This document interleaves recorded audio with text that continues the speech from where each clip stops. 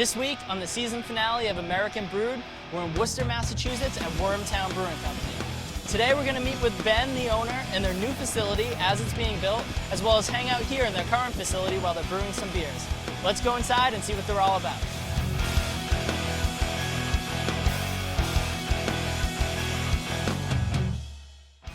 My name's Ben Roche. I'm the founder and brewmaster at Wormtown Brewery. I started Wormtown Brewery with one of my partners, Tom. We founded it in 2009 and started brewing in 2010. Tom owns a couple restaurants in the Worcester area. I was selling him beer, and he decided, after I approached him, that starting a brewery in this area would be a good idea. Starting a brewery is very difficult. One of the things we had going for us is that my partner Tom had been in the food business, and at the heart of it, brewing is a food business. We take harvested ingredients, barley, wheat, hops, and make a food product beer out of them. So Tom knew how to run the business side of it, and having been in the beer business for over 10 years by the time we started Wormtown, I had experience all the way from cleaning kegs and filling growlers, all the way up to setting up brewery and getting licenses for some consulting I did. So for us, we put together our strengths and started Wormtown. Wormtown Brewery has grown a great deal over the last 4 years. Right now we're standing in the tasting room of what's going to be our new brewery at 72 Shrewsbury Street here in Worcester. We've experienced growth every year, over 50%, and every year we've been trying to keep up by adding new tanks at our old location. We just plain ran out of space about a year and a half ago, and we've been on the hunt and finally found this place about a year ago. So we're going to be able to put right behind me a 30-barrel brew house, a packaging line that'll do 5,000 bottles an hour, an automated grain system, and really we're just going to be able to try to keep up with demand in this bigger space. Where we are right now with the small space really challenges us as far as getting out the amount of beer that we need to meet the orders from our distributors every week, and I have to give a lot of credit to my crew. They all put in long hours, but they also come up with ways in which we can get more beer out. Right now, the brew pub here at Wormtown is going on its 4th year, actually just celebrated its 4th anniversary, and we're brewing on a 10-barrel direct fire kettle system. So we're able to actually brew up to twice a day on this system, but that's also kind of limited by the number of tanks that we have and the hours in a day that it takes to actually get through a particular brew on that system. Yeah, we have a 10-barrel brew house here. It's about 300 gallons. We can handle some relatively large beers like barley wines and whatnot with their mash tun, but it's about as small. Well, it's as big a setup as you could fit in this room, but it's pretty small, and we make the most of all the space.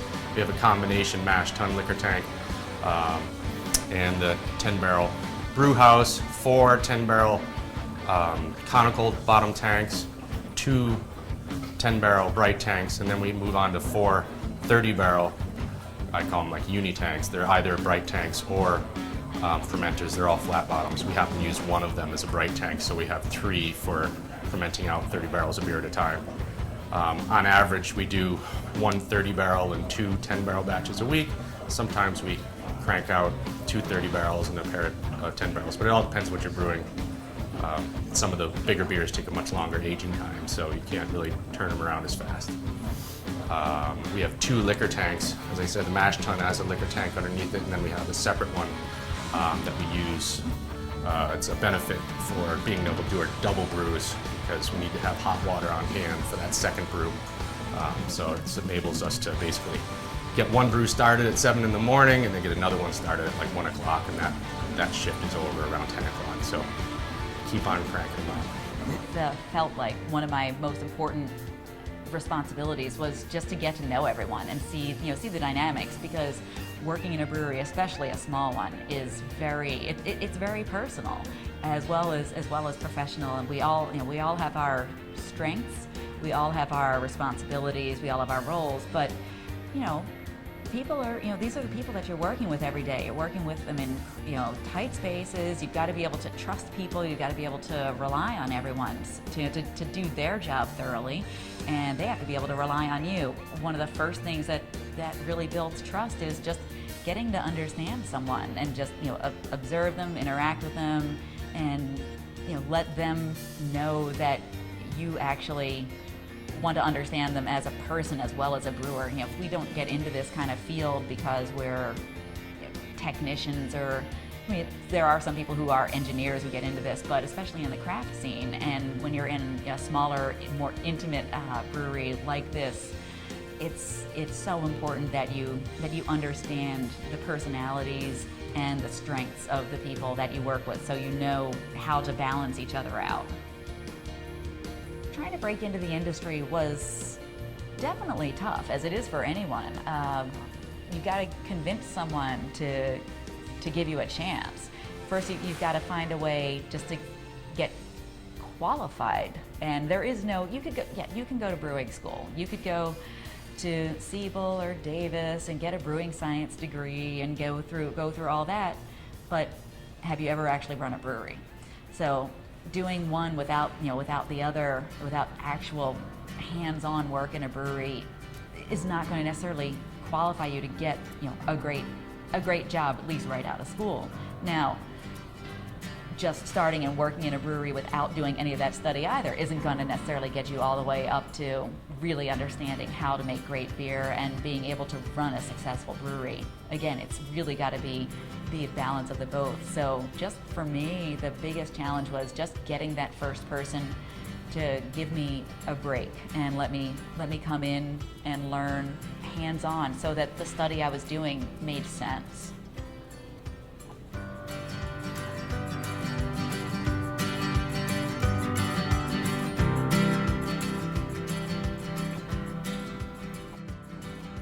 Using local ingredients is very important to me personally, because I have a degree in forestry and started my career in forestry at Land Sake in Weston, Mass, which is an organic farm run by the town. After transitioning to Cambridge Brewing Company, we started purchasing pumpkins for the fall beer there, and ever since then I've been continuing that trend by finding new farmers, new ingredients, and making sure that we keep as much stuff local as possible. The way I look at it, we're just trying to give back to Massachusetts and involve all our local farms as much as we can, because it's hard to maintain a farm these days. They're just being outcompeted all over the place. So we're trying to get everybody some support so they can continue to grow and grow with us. Oh, brewing's absolutely an art, but half of what makes up art is math and science too. My first career was as a classical musician, so that was one of the things that attracted me to even homebrewing in the first place. I really appreciated it as a creative expression, especially having been a performer. It still feels like you're on a stage, and except I'm not playing an instrument this time, I'm not interpreting a piece for an audience, but I'm taking a style of beer and I'm interpreting it myself. I'm trying to do it in my way that I hope that my audience will enjoy. So most of us, I think, do kind of feel that way as well. So it was, for me at least, it was a natural transition for an artist to become a brewer, but also to be a successful artist in performing arts for music. You also know that there is an underlying math and science to it all that doesn't exist in art doesn't exist in a vacuum without the balance of the other. At Wormtown, it's been an evolution for us, figuring out the beers that would become the flagship or the ones that took up the most volume in sales. We thought Seven Hills Pale Ale would be the #1 seller, and it was for the first year and still is in the Worcester market. But as with every brewery, we've seen explosive growth in the West Coast IPA category, and B-Hoppy IPA, which is one of our 4 core beers when we opened, has become the flagship and #1 brand. It's been a real challenge trying to source all the hops and schedule the fermentation, since it's a 3-week beer for us instead of a 2-week beer. But it's been a fun challenge, and I like hops as much as the next guy, so we look forward to making a lot more of it here at the new brewery. And the people that are coming in today aren't naive. They realize what's going on in craft beer, that it is expanding, but also you shouldn't be taking out every cent in the bank and opening up a brewery. There's plenty of opportunities for people to start as a nano or a contract or a smaller brewery like Wormtown and expand what they're doing as they get bigger. There's a lot of great beer being made, especially in Massachusetts. We focus our growth right here, and with this new brewery we will be able to go statewide. Right now we're in about 2/3 of the state, and we're probably servicing about 3/4 of the population. So, you know, all the other breweries that come around, we're happy to say hi to them, and, you know, a couple of guys have reached out and bought in some used barrels from us, and, you know, we hope they do well. The people in the industry are some of the best people you'll ever get to meet. I've been so lucky that over these 10+ years that the folks I've gotten to work with and gotten to know just around the world, you know, it's not just the country, but around the world, are generous and warm, and if you've got questions, you can call people up and they'll actually tell you answers. There might be some who are going to guard more secrets closely, but for the most part, if someone can give you a recipe, you know, for their beer exactly the way they do it, and you're never going to make the same beer because it's going to be yours. It's going to be your system, your water, your ingredients, your style, your technique, your spirit in it. So even just figuring out how to use an ingredient, you can call up another brewer and they'll tell you. I think the biggest reward about being a brewer is actually making something. Producing something that you can share with people. There's actually some tangible result to your work. I mean, beer does actually make people happy. It brings people together. It's something you can enjoy, and seeing that people, you know, enjoy what you've done, and that you can enjoy it yourself too. It's a great reward and great feeling.